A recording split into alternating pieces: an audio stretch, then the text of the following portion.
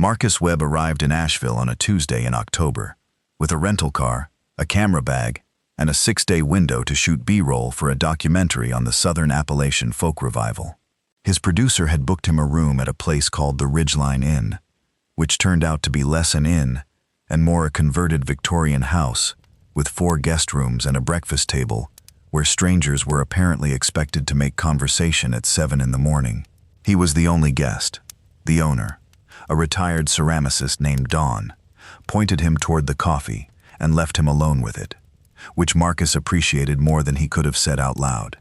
He had his second cup on the back porch, camera in his lap, watching fog lift off the ridge in slow stages. The mountains here did something he hadn't seen elsewhere. They went blue in the distance, not gray, a particular smoky blue that the Cherokee had called the place of blue smoke, and that the whole range was named for, and that Marcus had thought was a marketing exaggeration until he was actually looking at it. He was not thinking about the documentary. He was thinking about his apartment in Baltimore, which he hadn't slept in for 11 of the last 14 weeks, and whether that was the life he'd chosen or the life that had chosen him while he was busy agreeing to other things. His friend Deja kept telling him he was running from something. He kept telling her he was running toward things. Neither of them had won that argument yet. He heard the back gate open at 7:43. A woman came through it, carrying a canvas grocery bag in one hand and her shoes in the other, walking barefoot across the wet grass like she'd done it before. She stopped when she saw him. Dawn said the back porch would be empty, she said, not apologetically. Dawn was wrong, Marcus said. She considered this, then came up the steps anyway and sat in the other chair, setting her shoes beside it and her grocery bag on the railing. She pulled out 2 paper cups of gas station coffee, looked at the mug in his hand, and put one back. "I'm Claire," she said. "I'm not a guest. Don is my uncle." "Marcus, I am a guest." "I know. He mentioned you.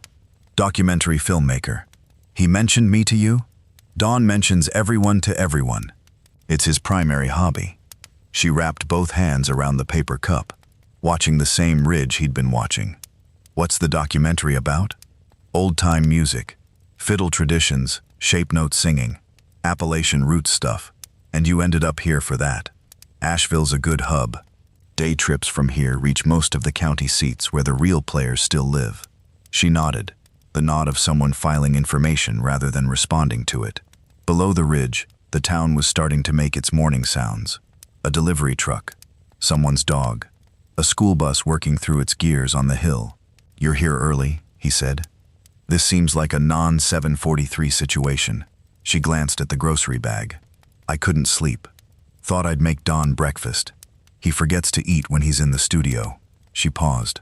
"I'm staying here too, actually. In my old room upstairs. It's a transition thing." She said it the way people say words they've had to repeat too many times recently, worn smooth from use. He didn't ask. She seemed to appreciate that. They sat there another 10 minutes before either of them spoke again. She finished her coffee and crushed the cup in one hand, a small, impatient gesture. "The fog lifts fast here. Most people think mountain fog hangs around all morning, but it burns off by 8:30 usually. Good to know. I'm shooting exteriors this week. What are you shooting tomorrow?" "A fiddle player in Mars Hill. Then an instrument maker in Burnsville on Thursday if he'll let me in." "Carl Hensley?" He looked at her. "You know Carl Hensley? He made my grandmother's banjo. He doesn't let many people in." She stood, picking up her shoes. "Tell him Lorraine Sutton's granddaughter sent you. He'll let you in." She went inside to make Don's breakfast. Marcus sat on the porch until the fog did exactly what she said it would do, burning off the ridge in one long exhale by 8:25, and thought that he hadn't expected this week to start that way. If you've ever met someone at exactly the wrong time, you already know this isn't a simple story. Stay with it. The wrong time has a way of being more honest than the right one ever gets to be. They had breakfast together because Don assumed they would, setting 3 places at the table, with the cheerful authority of someone who had decided the morning's social architecture before anyone else was awake. Marcus made eggs. Claire made toast. Don made enough noise about the garden that neither of them had to talk much, which suited both of them fine. By the time Marcus left for his first shoot location at 9, He had learned 3 things about Claire Sutton. She taught AP History at Asheville High. She took her coffee with nothing in it, and she had a habit of finishing sentences she'd started in her head, out loud, halfway through, like she'd forgotten the listener hadn't heard the first part. He found that last thing more interesting than he meant to. He came back from the first day's shoot late, a little sunburned. With 4 hours of footage, he was already second-guessing. Dawn had left a plate for him in the oven. He ate it standing at the kitchen counter, then went to sit on the back porch with a beer, because it had become, apparently, his porch now. Claire was already there. "I made that plate," she said. "Dawn can't cook, and I didn't want you eating gas station food 2 nights in a row. You didn't have to do that." "I know. I was making dinner anyway." She had a glass of wine and a book open on her knee, though she didn't appear to be reading it. "How was the shoot?" "Good. Long.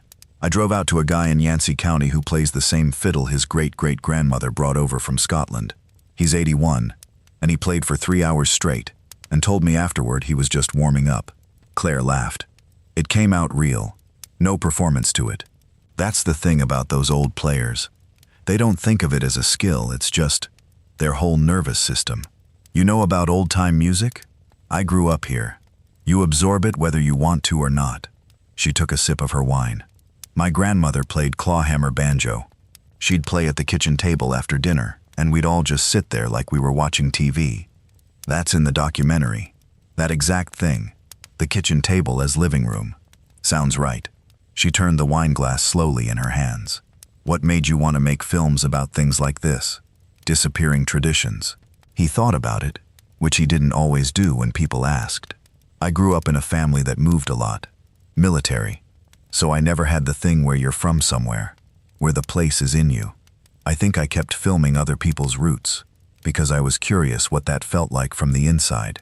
Claire was quiet for a moment. "That's an honest answer. You sound surprised. Most people give the professional answer, what they say in interviews. I've given that answer plenty of times. You're not an interview." She glanced at him sideways, a brief assessing look. "No," she said. "I'm not." She closed her book the rest of the way. Below the ridge, the restaurants were filling up, yellow light in windows, people making their Thursday evening choices. Someone a few streets over was playing music, live by the sound of it. A fiddle picking up over the traffic noise and carrying. "You can hear it all over this town," Marcus said. "All over the region. People have been playing in those mountains for 300 years. You can't walk 10 feet without bumping into someone who has an instrument in the house." She was quiet a beat. "My ex-husband thought it was provincial. Small-town aesthetic, he called it. He grew up in Philadelphia." "Was that an issue?" "One of about 6, she said, with a lightness that didn't entirely cover the weight underneath it. He wasn't wrong that it's small town. He was wrong about what that meant." He waited a moment. Then, "You called him ex-husband." "I did." She refilled her wine. "We separated in July. 7 years. 2 kids. I moved back here while the paperwork gets figured out. That's the transition thing I mentioned this morning." She said it plainly, not for sympathy. "It was the right decision. It's just a loud one to be living through." "I'm sorry." "Don't be. I'm not, mostly." She glanced out at the ridge. "Some days I am. But mostly, I just want to get through to the other side of it and start whatever comes next." "What comes next?" "I genuinely don't know." She almost smiled. "That's either terrifying or interesting, depending on the hour."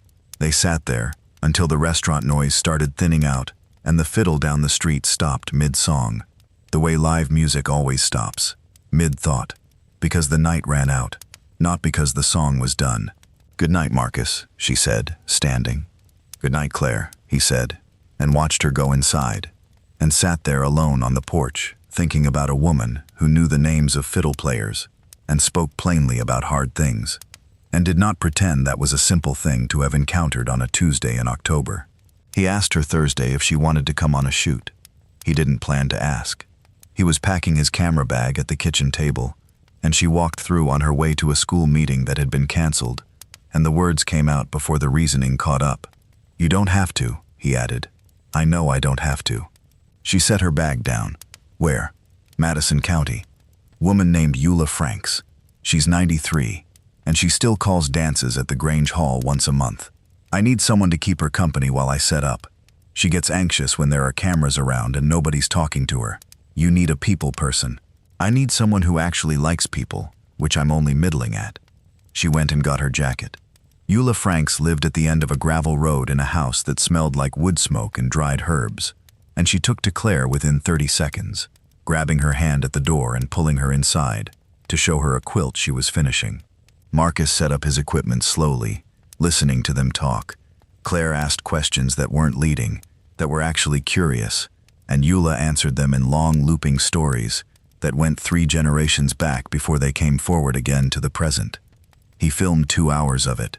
Eula barely noticed the camera. When he finally packed up, Eula made them sit for coffee and a slice of apple stack cake that she had apparently made that morning as a matter of course. The way some people set 2 plates, even when they're only expecting 1 guest. She told them about her husband Earl, dead 15 years, who had played the banjo and once won a contest at the county fair against a man who later went on to record 3 albums and was on the radio. Earl was better, Eula said, with the absolute certainty of someone who had never once doubted this. He just didn't want to leave home. Why not? Claire asked. Said everything he needed was here. Said traveling was for people who hadn't found their place yet. Eula poured more coffee without asking. I thought that was a small way to think when I was 30. I think he was right now. Marcus kept the camera down for that part. Some things were better not put on tape. On the drive back, Claire had her shoes off on the dashboard, watching the mountains go dark at the ridgeline. She called dances at her own wedding, she said. Just kept calling even while people were congratulating her. Wouldn't stop until the song was done. I know. I've got it on tape. That's going in the film? Everything she said is going in the film. She's the whole documentary, if I'm honest. Claire smiled, looking out at the ridge. Not at him. Just at the mountain going dark, and the last bit of orange behind it. You're good at this, she said. People trust you fast. They trust me because I don't pretend to be more interested than I am, and I'm usually more interested than I look. That's a useful combination. She put her feet down. Thank you for bringing me. Thank you for making Eula forget she hates cameras. She laughed again, the same real laugh, and he kept his eyes on the road because the alternative was worse. They stayed up too late that night. Dawn had gone to bed at 9, and somehow that became permission for something to ease between them that had been held careful until then. They started with the wine Claire had brought from home, moved to Dawn's whiskey when that ran out, and ended up sitting on the kitchen floor with their backs against the cabinet because the chairs had started feeling formal somewhere around midnight. She told him about her marriage, the way she might describe a complex case to a doctor, thoroughly, without sentiment, but with the specificity of someone who had thought about it enough to know where the fault lines actually were. Her ex-husband was not a bad man. He was certain about things she was uncertain about. That gap had been interesting for a year, manageable for 3, and exhausting for the remaining 4. The paperwork language is irreconcilable differences, she said, which sounds more dramatic than it is. We weren't fighting. We just stopped reaching toward the same things. What things do you reach toward? She turned her wine glass upside down on the floor. I want to feel like things matter. Not grand things, just the conversation at the breakfast table, the weird Tuesday afternoon when nothing's scheduled. I want those to feel like something. She stopped. That sounds like a greeting card. It doesn't. My mother says I'm impossible to satisfy. She might be right. She tapped the inverted glass. She married the same man for 41 years, and she's genuinely baffled by me. She thinks I had something good, and I couldn't recognize it. Were you happy? I was fine. Happy is different. I was fine for a long time and confused when that stopped feeling like enough. She stretched her legs out on the kitchen tile. We wanted different things, and neither of us was willing to say it until there wasn't much left to say it to. He didn't say anything to that. Some truths just needed to land. My daughter is 9, she said after a moment. She's furious about the whole situation in this very focused, principled way, like she's filed a formal grievance with the universe. My son is 7. He's processing it through baseball statistics, which his therapist says is actually healthy. They sound like real people. They're terrible people to be related to, because they're too interesting. The tension in her face loosened slightly. I'm going to get this right for them. Whatever this is, I'm going to get it right. I believe you, Marcus said, and he meant it, and she could tell. Tell me something you want, she said. Not a professional answer. He thought about it on the kitchen floor, with the overhead light too bright, and both of them past the point of pretending they were just being friendly. I want to stay somewhere long enough that I stop being the person who just arrived. Her expression didn't shift, but she was very still for a moment. How long has it been? Since I stayed anywhere? Probably 4 years. That's a long time to be the person who just arrived. You get good at it. You stop noticing. Do you, though? He looked at her, not the careful look he'd been managing for 2 days, but actually looked, across the distance between them on the kitchen floor, two people who were each in the middle of something they hadn't finished yet. No, he said, I don't. She leaned back against the cabinet and closed her eyes. Not to sleep, just to close them. Outside, a car went past on the road below. Dawn's porch light clicked off on its timer. The house settled into the specific quiet of an old building at 1 in the morning, satisfied with itself. I have to be up at 6, she said. I know. Neither of them moved for another 20 minutes. He was careful Friday, so was she. They had breakfast with Don, who talked about his kiln and a glazing problem he was having, and neither Marcus nor Claire looked at each other more than the situation required. Don, for his part, was either oblivious to the thing sitting between them at his kitchen table, or had decided to be. Marcus suspected it was the latter. Don was the least oblivious person he'd met in weeks. He just had the quality of not asking what he didn't need to ask. A quality Marcus had noticed was rarer in people than it should be. After breakfast, Marcus confirmed Carl Hensley's address and drove out to Burnsville. Claire had been right. He mentioned Lorraine Sutton's name at the door, and Carl Hensley let him in without further negotiation, making coffee before Marcus could say no, and talking about the Sutton family's musical lineage, with the reverence of someone who had been waiting for an excuse to have this conversation.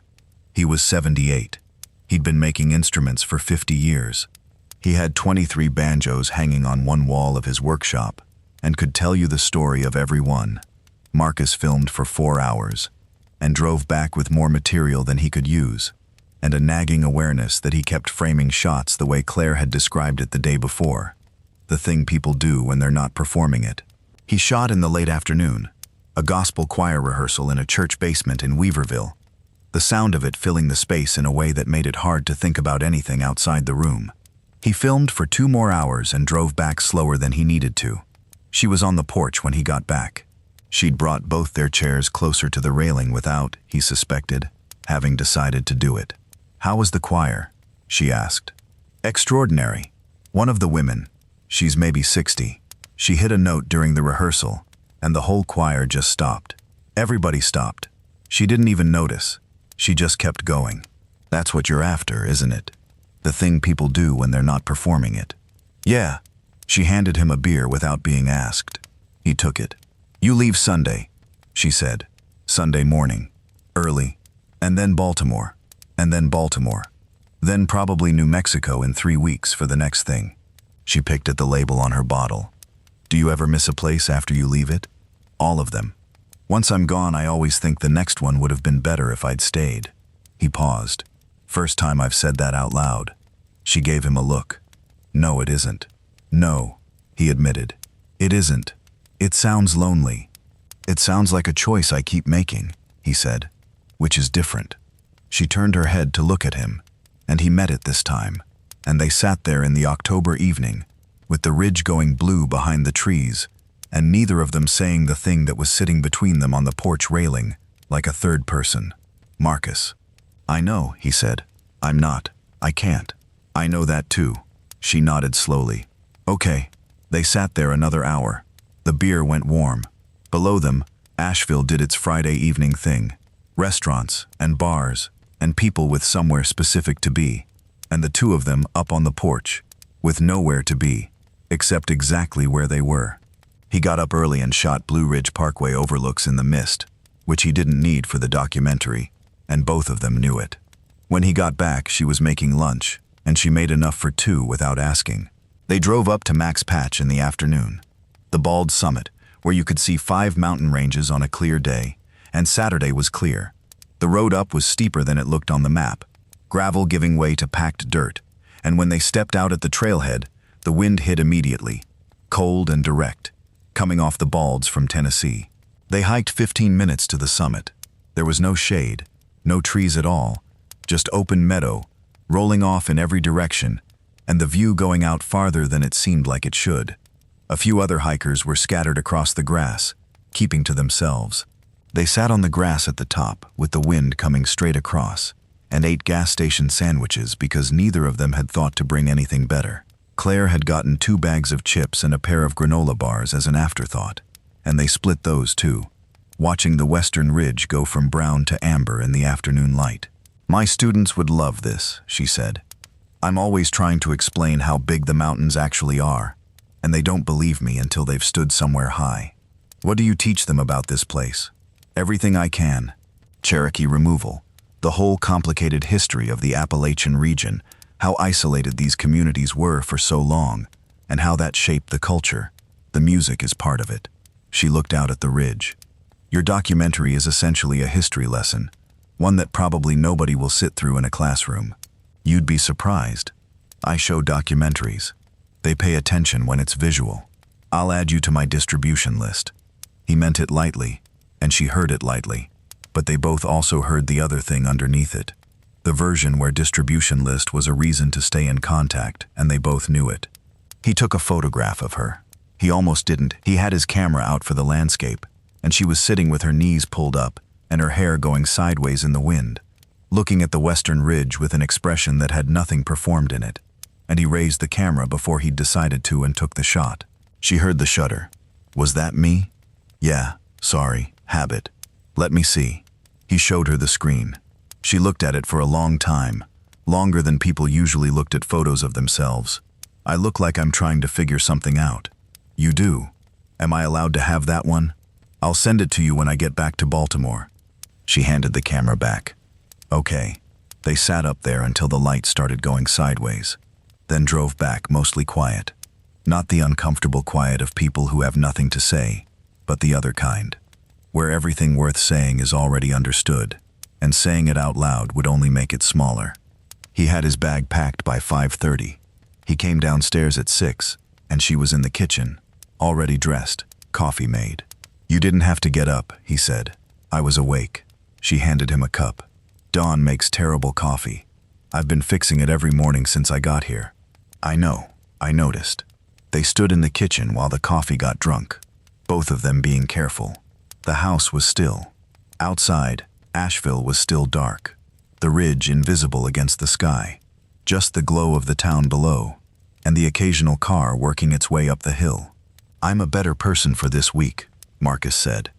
"I'm not sure how to say that without it sounding like something." "It sounds like something," she said, "but I know what you mean. I mean I'll be better at the work. The way you asked questions out in Yancey County. The way you sat with Eula. I'm going to think about that when I'm in the field." "That's a generous thing to say. It's accurate." She refilled his cup, though he hadn't asked. "An ordinary thing. I don't want to say something that makes this into something it isn't," she said finally. "But I also don't want to not say anything." "Then say the real thing." She wrapped both hands around her own cup. "I think you're the most honest person I've met in a long time, and I think I met you at exactly the wrong time.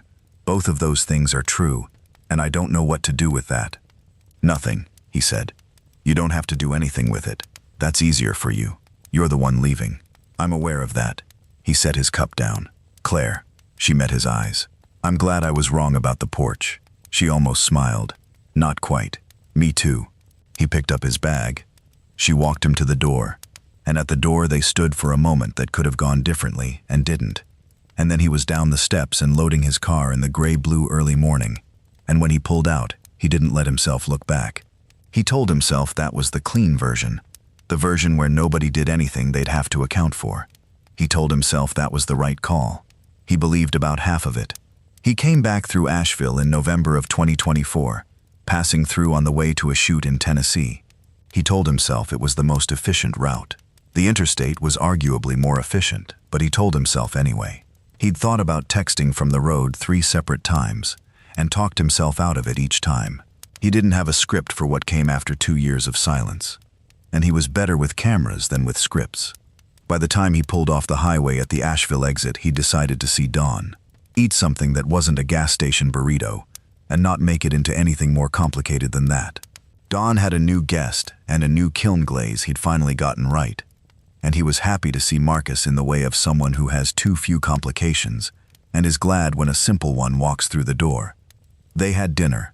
Dawn showed him the new glazeware, deep greens and terracottas, a departure from his previous period of blues. Marcus photographed a few pieces with his phone because they were genuinely good, and he told Dawn so, and Dawn accepted the compliment with the directness of someone who knows when his work is right.